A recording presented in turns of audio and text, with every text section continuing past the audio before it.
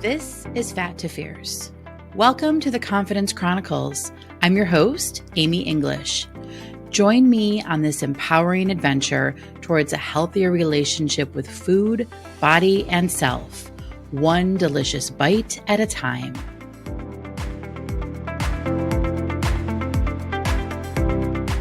Welcome back to the Confidence Chronicles. This is episode number 22. I am so proud of this. When I tell you, I had this microphone sitting in my desk for years, thinking that one day I'll start a podcast. And here we are. It's 2024, and this is episode number 22. All right. Today, by the way, I hope you're having a great week so far. Okay. Today, we're going to take a look at some common myths that make it really hard to overcome emotional eating. We're going to kick things off with a self-check, okay? So I'm going to ask a question, and I'm going to ask you to rate it with a number. Here we go. On a scale of 1 to 10, with 10 being absolutely confident, how sure are you that you can end emotional eating, like stress eating? What is that number for you? Take a moment to really consider this and write that number down or keep it in the top of your mind. We're going to revisit this number later in the episode. And I'm going to say this because it's something that I struggle with, okay? Try not to overthink the number. Whatever number comes to you is perfectly fine, all right? So again, 10 is being like the most confident you've ever been that, yes, absolutely, I can end emotional eating and stress eating. Where are you on that scale? Number 1 would be, there's no way, it'll never happen. Nope, done. Okay, where do you fall on that scale? All right. Why is it so important to address emotional eating? Well, maybe you crave self-control, a peaceful relationship with food, or freedom from hiding treats from yourself. We've all been there.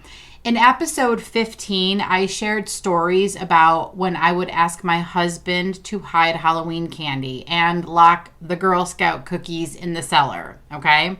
I've been there, and I didn't want to be there anymore.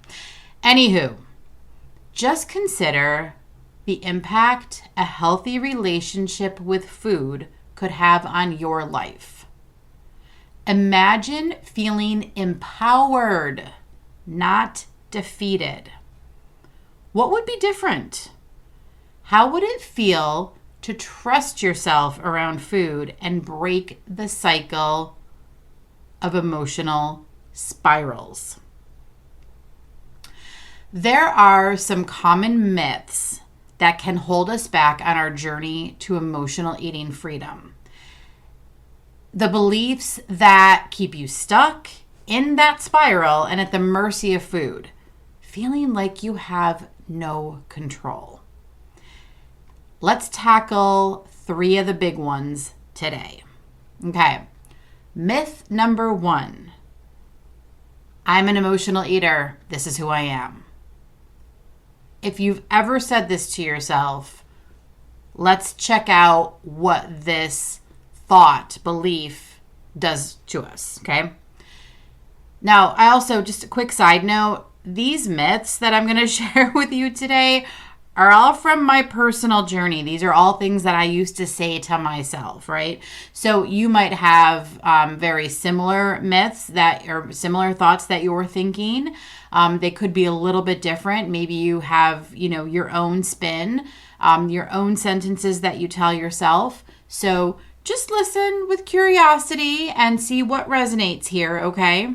All right, back to myth number 1. I'm an emotional eater. This is just who I am. I can't tell you how many times I hear people say, well, I'm just a snacker. I'm just a stress eater. I used to say it all the time, okay? This myth makes emotional eating part of your identity, leading to a constant internal struggle, okay? Think about it. I'm an emotional eater.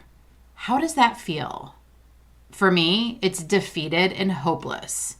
And when I'm feeling in that way, what happens is fight with myself, become my own worst critic, and stay in the cycle, okay? So those are the actions from feeling defeated and hopeless.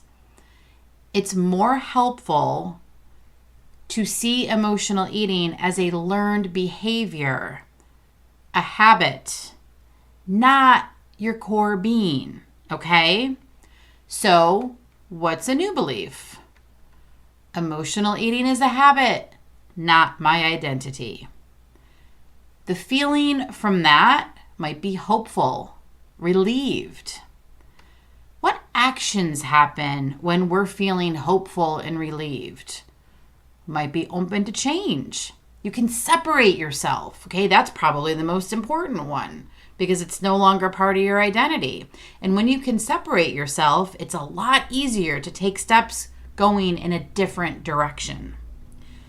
This shift in belief empowers you to make changes. Let's look at myth number 2.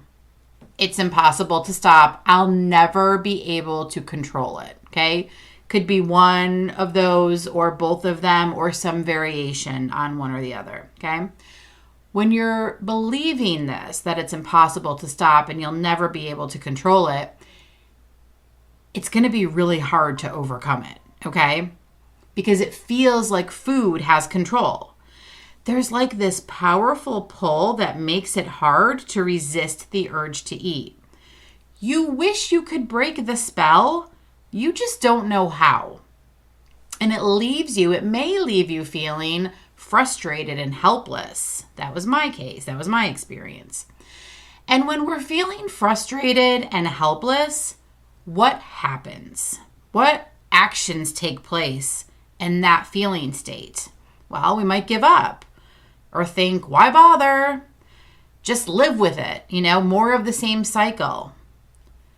To bust this myth that it's impossible to stop or that you'll never be able to control it, I'm going to invite you to look for evidence of your strength in other areas of your life.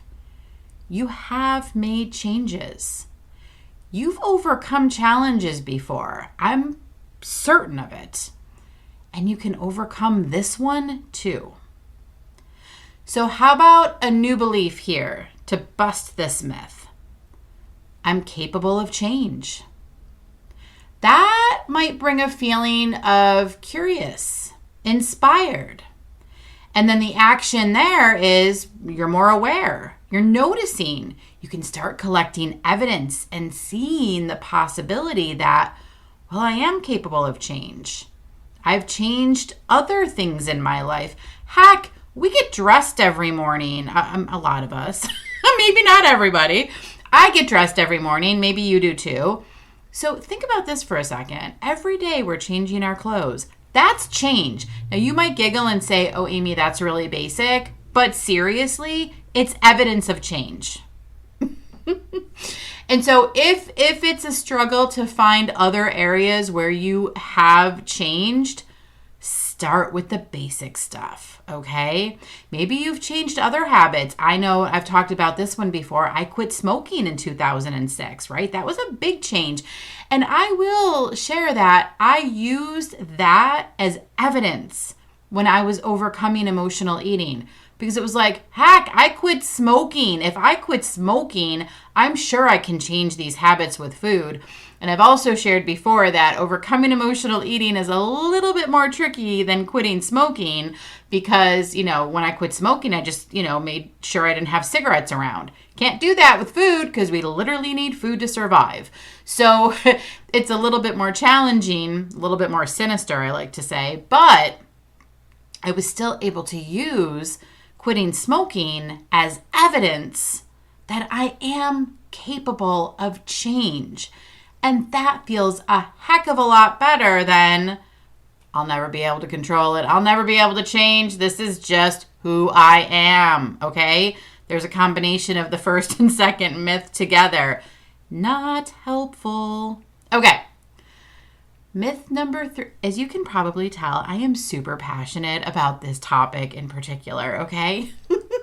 These myths. All right. Myth number 3.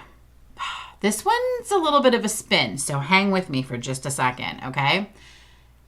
That was the last time. I won't do it again. Okay, so let me paint a picture for this one, okay? Let's say you just had a time when you overate, or you had an emotional eat, or you had a binge eat, okay? And I don't know about you, but I used to always say, okay, that was the last time. I'm not going to do that again, okay? I'm going to have control. It was never the last time, okay? Here's the issue with this sentence, with these sentences, okay, with this myth. It's all or nothing thinking. And that type of thinking will always set us up for disappointment. The feeling from that was the last time, I won't do it again. I mean, you maybe can hear it in my voice. It's very forceful. There's frustration there. There's almost a desperation to change it, right? I'm not going to do it again. And then the actions that come from feeling frustrated, forceful, and desperate are like, try willpower and motivation. I just got to be more motivated. Oh, that's a doozy too. How many times I would say to myself, I just need more motivation. I just need more willpower. No, I didn't. I needed to understand the underlying reasons I was eating emotionally.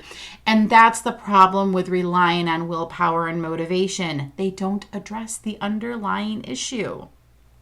Okay, so busting this myth that this was the last time, I won't do it again, means accepting that setbacks are part of the process. It's not about white-knuckling your way to perfection, but learning and growing from experiences. That's why it's so important to change this all or nothing or black and white way of thinking. So a new belief, a new thought, some new sentences are, it's going to happen again, because it will. I will fail from time to time. It's okay. As I've mentioned probably numerous times before throughout this podcast journey, emotional eating has probably been a habit for a long time. It's going to take a minute to change. Accept you will fall and acknowledge when you do. This way you can see what triggered it and what you can do differently next time. That is the key to stopping this habit. The focus is on how to get back up quicker and not spiral for days, weeks, or months. Okay? So this is the difference, right? The focus isn't on stopping it completely, but on how to get back up quicker next time and not let that spiral for days, weeks, or months. And with this new belief, okay, it's going to happen again. I accept that I will fall. I will fail from time to time. The feeling with that one, and this might surprise some listeners, it's empowered. It's empowered. It's like, okay, I accept it, and actually, it helps me feel a little bit more in charge. When we're feeling empowered, the actions that take place is we're willing to try. We're willing to fail. We keep going. We keep learning. Maybe another feeling here, if empowered just isn't landing for you the way it lands for me, is determined, right? That's the keep going. And at the end of the day, it's accepting that this is going to be a process. Okay. So instead, I'm just going to recap that instead of the original myths or limiting beliefs, we're going to consider these new empowering truths. Emotional eating is a habit, not my identity. Think about how that feels. The feeling, more hopeful. I'm capable of change. The feeling there could be curious. It's going to happen again, and that's okay. the feeling empowered or determined. If these feel better and you can find some evidence to support them, then I'll invite you to repeat these truths to yourself daily. And again, finding evidence just means looking for ways that these could be true. So evidence to support that emotional eating is just a habit. It's not my identity. When I remember journaling in the very beginning of this process of overcoming emotional eating for myself, and one of the things that I used to write is I am Amy, right? Because it was so often I would say things like, I'm fat, I'm an emotional eater, like those really negative thoughts. And so I would remind myself, I'm Amy. Like, that's me. That's my identity, right? I am me. I am not these other things. So if that helps, like, with supporting, having some supportive evidence, run with it, right? You are you, not this habit, okay? Again, I'm capable of change. Find areas of your life where you have changed things. Heck, even changing the shampoo you use, changing dinners every night, whatever. It can be basic. The idea is that you are providing evidence for yourself to see that you are capable for change. And quite honestly, change is kind of the one thing that is guaranteed in life. We are always changing. Oh my goodness. Now my brain is flooding with a ton of examples that are not part of my show notes. I mean, I'm just thinking about like the change in years as we grow older. I mean, of course we're capable of change. We're constantly changing. What's the quote? It's like change is the one thing that's constant in life. Okay. That's one you could probably find a lot of evidence for. I'm just going to take a wild guess. Okay. And then it's going to happen again, and that's okay. That one is different and it's unique because we think, and this is from good old diet culture, right? We kind of think we're supposed to be perfect. We think that we're supposed to, okay, I'm going to do this and I'm going to stay with it and I'm not going to screw up. But with something like emotional eating that's been happening for years or for decades, it's going to happen again. I think of it like when I was quitting smoking, okay? I did not quit cold turkey. I did kind of like a slower, well, kind of sort of. I made sure I didn't have cigarettes and stuff like that, but there were times that I did have a cigarette, right? It happened and it was fine. It didn't mean that I had to give up on myself. It meant that, okay, I had a cigarette this day. I'm going to try again, right? Okay. So the idea is to look for evidence to support those new truths. And once you find that evidence and they land and they resonate for you, use them. Repeat them to yourself as often as you want. Because this shift in perspective is the game changer. It really boils down to how we talk to ourselves and the sentences we are believing about ourselves. And I didn't write down the episode number, but I recently recorded an episode about the inner critic and the inner ally, where it gets into more in depth about the way we talk to ourselves. I have to say, when it comes to overcoming emotional eating, I mean, there are a lot of really powerful tools that I teach. There's just a lot of pieces to the puzzle, right? But one of the most important ones in overcoming this habit is the way we talk to ourselves, because that will impact the way we feel and then the actions that we are willing to take, the things that we are willing to do and not do. Okay, so imagine, if you will, building a solid foundation for a healthier relationship with food. Just picture that. This is how we do it. The Fat to Fierce process that I teach uses 3 pillars as its base, okay? So I want you to think of like a foundation having 3 pillars. There's the fierce mind, and that's quieting your inner critic and becoming your own supportive ally, right? And I should have written down which episode it was, but I didn't. You can go back and look and tell by the title, okay? So that's pillar number 1, your fierce mind. It's the way you talk to yourself. Then there's your fierce body. That's reconnecting with your body's hunger cues and learning to listen, acknowledging your body, accepting your body exactly as your body is now. And the third pillar is your fierce heart. And that's all about accepting yourself, your emotions, and your experiences with compassion.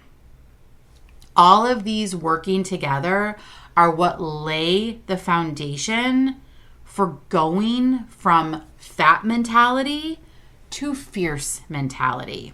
And remember, it is all about progress, not perfection. Try not to get discouraged by occasional setbacks, because there will be setbacks. There will be bumps along the road. It's part of the process.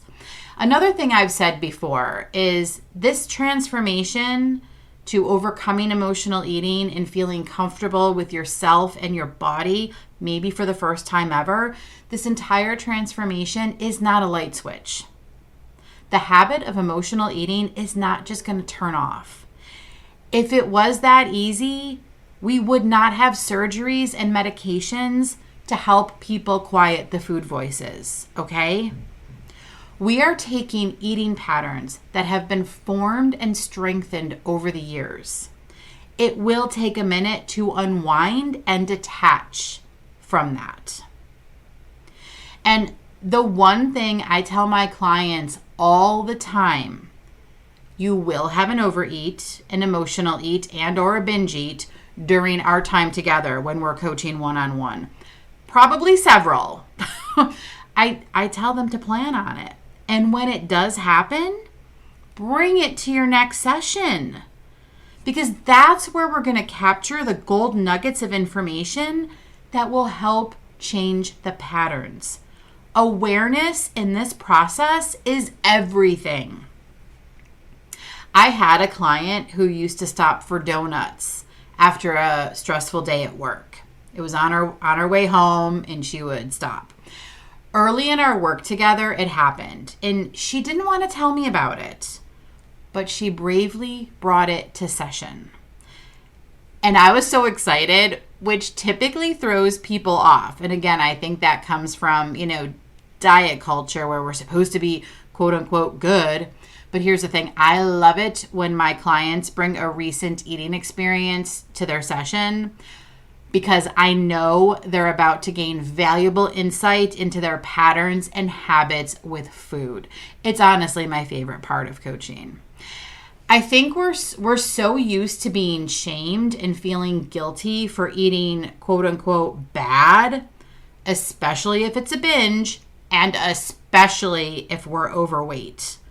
That's a topic I don't even want to get started on, but I can feel it brewing right now. I don't know if you've ever gone on TikTok and seen the comments, the difference in comments between people who are overweight who eat on camera versus people who are not overweight who eat on camera. It drives me bananas, and it's incredibly frustrating. It's a reminder that fat phobia still exists in our world, and hopefully, I do think it's come a long way, and I do think that the tide has started to turn over the years, at least from when I was a kid, but it's still very frustrating. Okay, rant over. Again, not part of the show notes. All right, but that's the thing, okay? We're so used to being shamed and feeling guilty for eating. My coaching container, like when I'm working one-on-one with a client, is a safe space where we explore the moments, okay, the eating moments, emotional eats, binge eats, etc. We explore them with curiosity and compassion so that we can identify the triggers that lead to food. Those triggers that have been at play for years, even decades. So back to that client who used to stop for donuts and eat them all on the way home. Yeah, she stopped doing that. Okay. The donut binge that she brought to her session that day helped her identify the triggers that drove her to the donut shop, like literally. She was able to see why that happened. And that awareness empowered her to start checking in with herself and with her body to question what she wanted more and to question if those donuts were going to fix it. She took her power back. And that is what this is all about.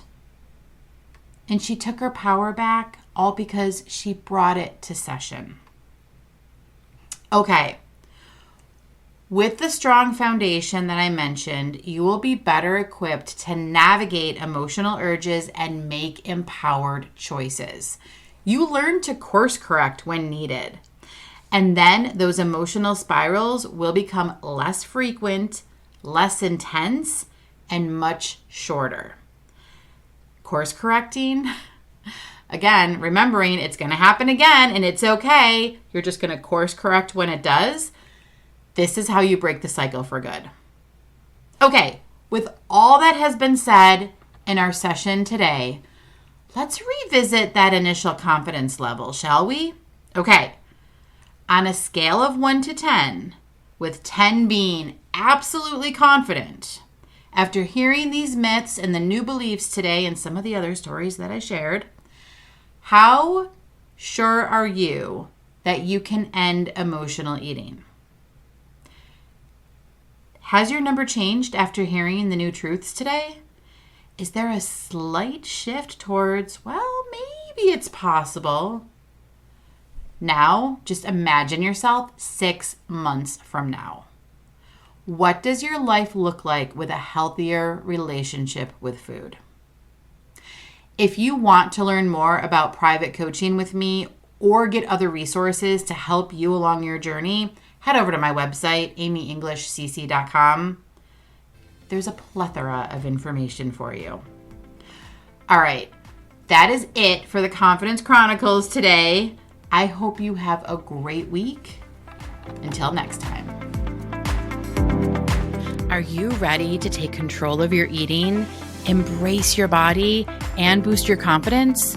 Then let's get fierce. Start your Fat to Fierce journey today. Go to amyenglishcc.com for more resources and to book your discovery call.